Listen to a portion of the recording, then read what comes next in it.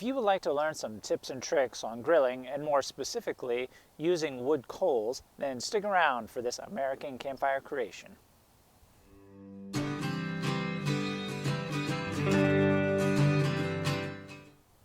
How you doing, everybody? Matt here with American Campfire Creations, and tonight I want to demonstrate on how to cook on one of these. It's the park style grill that comes at some of the campsites, usually the state parks. You'll find them in regular parks and whatnot for people to be able to do communal cooking on outside, usually around the park benches or whatnot. But I kind of wanted to give you an idea of how to best make a good meal come off of one of these with getting the coals and everything underneath heated up just right. And I'm actually going to be using wood that I'm going to get into coals out of the fire pit over here. So I'm going to go ahead and get this started nice and hot, and I'll show you how I do that. And then clean up the grates, because these have a tendency to be really weathered because they're outside all the time. And clean those up, and then go inside, prep the food that we're going to be doing tonight, which is some grilled chicken, and I'm going to roast some red skin potatoes and Brussels sprouts. So a real healthy dinner tonight, real simple. But yeah, I just kind of wanted to focus on showing you how I would cook on one of these if you ever find yourself coming across one at your campgrounds and you don't really know quite what to do with it. So these can be super convenient, but like I said, just got to prep it a little bit and then you can get amazing food coming off of it. So I got my base of my fire built here. What I went ahead and did was I put together some small tindering pieces of wood that I could actually get lit fairly quickly. That way I can get this to actually start burning, because when you're starting a fire like this, especially when it's sort of damp out, like it's actually been raining here for the past couple days, so I'm having to actually get some of this wood to actually burn down when it's had some moisture on it, which is almost impossible sometimes to get it to burn down that way. But I'm going to go ahead and give it a go. And this will take probably a good, 5-10 minutes to get to the where I need it to. And then I can start putting on some of these mid-sized logs, and then I can get to the much larger logs. So this is what I was talking about.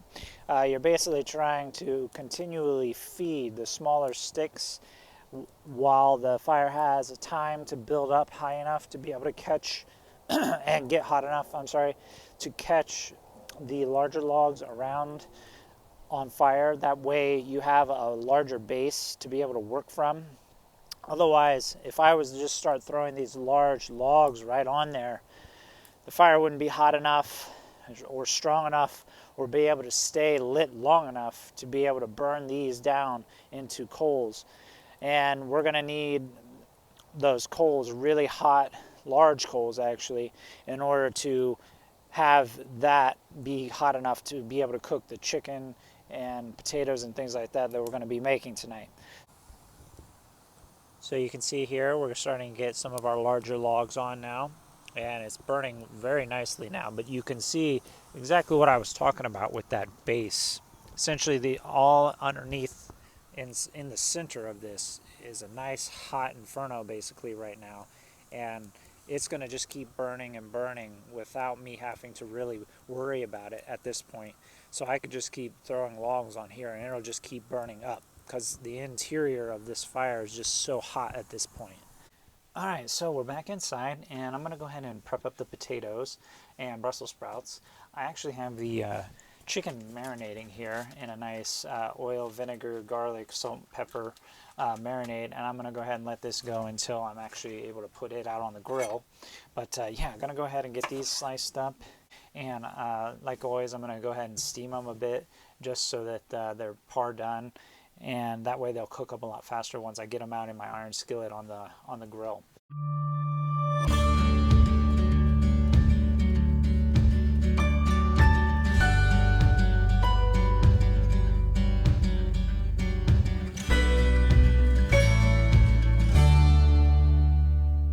I got my Brussels all trimmed up.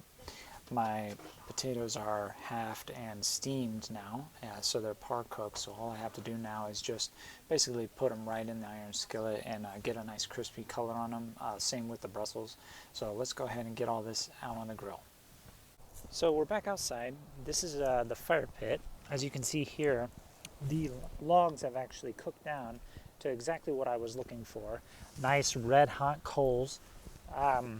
What we want to try and do is transfer these coals from here over into my bucket here, and then I'm going to place them under my grill box, and this will generate enough heat off of it, because this is super hot right now, to be able to both cook using my iron skillet and the chicken right on the grill grates. So let's go ahead and transfer this over into here.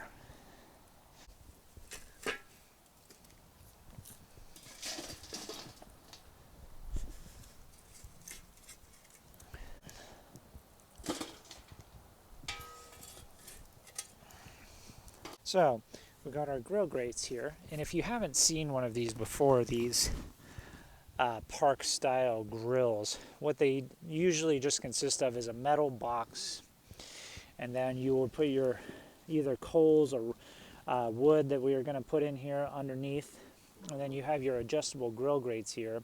As you can see, they have 4 different levels, and they adjust with these handles on the side. Now these are usually in this condition pretty rough, a little rusty, so what we're going to do is go ahead and get these hot coals down under here and let them warm these grates up here, and then clean these off with my grill brush here. Now these work really great with getting all that crud and stuff off there, but your best bet is to heat this up first. So let's go ahead and get the coals under there.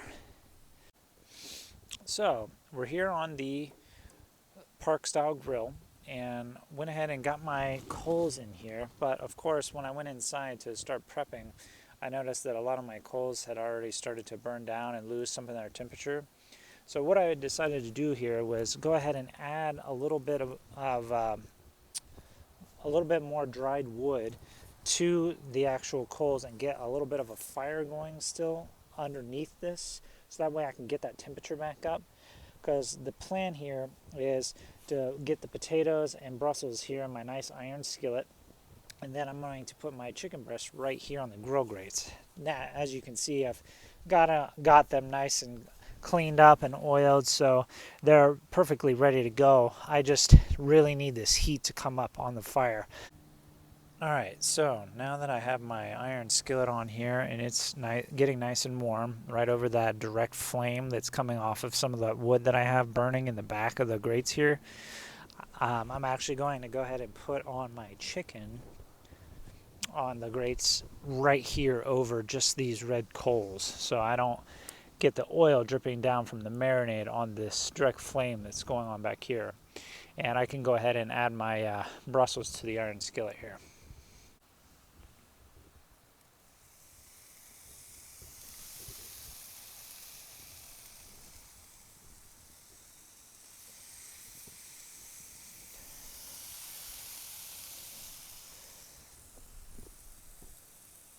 Alright, so we got our chicken breasts on here, and then we're going to go ahead and get some color on those.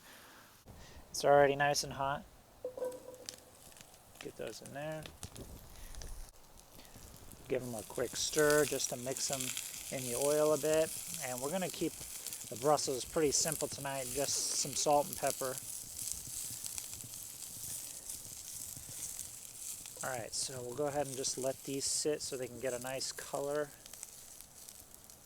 on them, and then we'll stir them again. So we got our chicken and our Brussels going. Everything's looking pretty good. As you can see here, I have my grill grates at a pretty low setting compared to what you can do here on the side. I wanted the chicken and all that and of course the skillet to be pretty close to these coals down here. As you can see, I don't have a whole lot because they burned down on me a little faster than I was hoping they would when I was inside prepping. So I've got it down on the lowest setting so that the chicken can be nearest the heat, and I'm going to go ahead and flip these actually. And as you can see, the color on this chicken, absolutely amazing. I mean, the grill marks themselves on these fat grate grills isn't the best, but you know what? I mean, the flavor is there. It's on point. These are going to be absolutely delicious. Forgive the smoke, by the way. But yeah, as you can see here, color's looking really nice. I'm going to go ahead and finish these on the other side. I'm looking for that 165 internal temp as usual. So I went ahead and finished up the chicken and the Brussels. I went ahead and took the Brussels out of my iron skillet here, and I've got everything inside resting. So I'm going to go ahead and get my potatoes in my skillet here. Went ahead and added some oil.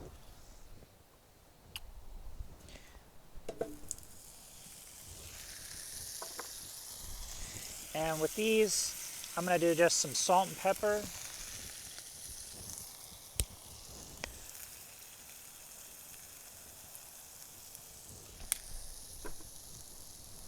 Thyme.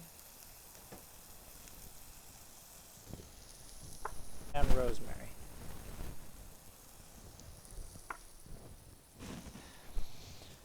Go ahead and give these a quick stir. Kind of want to make sure that all the edges are down, so that way you can get a nice color on there. Some more oil.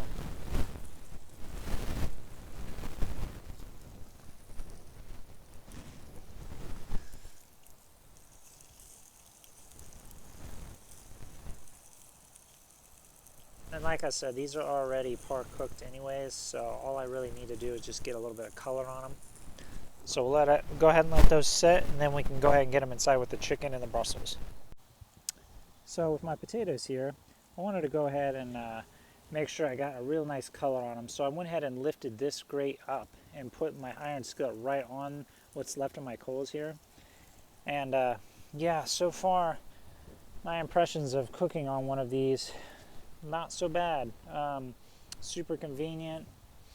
I'm sorry the video is dark here. The sun went down super early here where we're at in Louisiana. But yeah, as you can see here, they're not much to look at, but I mean, these things are super functional. I mean, I love the adjustments of the grill grate here to come down. You got plenty of cooking surface here. But yeah, I definitely take advantage of one of these if you find one, if you're at a park or whatnot. That way you don't have to bring your own or bust out your own fire pit or whatnot. And especially great if you don't have a fire ring. But the only thing I would say, as opposed to cooking on wood like I'm doing, which is something I actually prefer, is I would definitely use regular charcoal bricks and a chimney. That way you don't have to fool with the starting it over in a fire ring like I did over here. So that would be my only advice with this. Yeah, definitely cooked up the food just how I wanted it. And yeah, we're going to go ahead and get these potatoes out and see how it looks. So we're back inside now, and as you can see, we got the Brussels and potatoes cooked up pretty good here. And I went ahead and started dishing up some, sliced into the chicken breast. And as you can see, perfectly white on the inside, still juicy though, not overdone. Like I've said in my other videos, you have to be real careful with the chicken breasts, as overcooks so easily. But yeah, overall, dinner turned out amazing. Nice crispiness on the potatoes and good color on the Brussels. And yeah, success. And like always, I'll be putting the information in the description below of this meal. And yeah, gonna go ahead and dig in. So I will see everybody around the next campfire, and have a good night, everybody. Don't forget to subscribe.